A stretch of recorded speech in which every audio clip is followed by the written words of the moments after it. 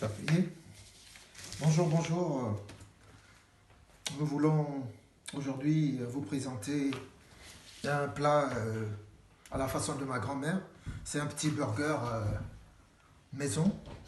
Donc dans le burger, j'ai mon pain qui est là. Je mets sur mon assiette. J'essaye de l'ouvrir. J'essaie de l'ouvrir.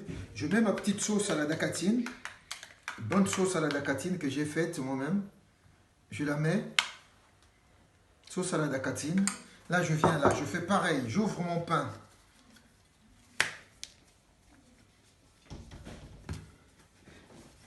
J'ouvre mon pain. Je mets la sauce à la dacatine. C'est une sauce à base de dacatine et un peu de mayo. Et après, une fois que j'ai fini ça, je prends le saka. C'est les feuilles de manioc que je mets sur mon pain.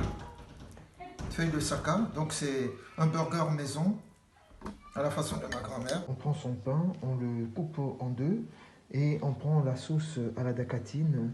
La sauce à la dacatine, c'est cette sauce qu'on a relevée un petit peu. D'habitude, on met diverses sauces, mais aujourd'hui, j'ai voulu faire la sauce dacatine. Une fois que tu fais ça, et puis tu prends ton pain, tu mets là des feuilles de manioc. Des feuilles de manioc cuites avec de l'huile.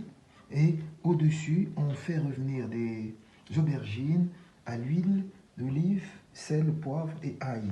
Une fois qu'on a fini de faire ça, on cuit son steak avec la tomate qu'on met par-dessus, et puis on essaye de mettre des oignons confits. Pour finir, on met de la tomate. Une fois cela, on prend le dessus du pain, on remet la sauce et on vient mettre sur son burger. Donc ça nous fait un burger à la façon de ma grand-mère. On prend un autre pain, on met la sauce. Une fois qu'on a mis la sauce dacatine, on enlève le pain, on met le saka, les feuilles de manioc, on vient poser les feuilles de manioc avec les aubergines cuites, qui sont cuites à l'huile d'olive, sel, poivre et ail.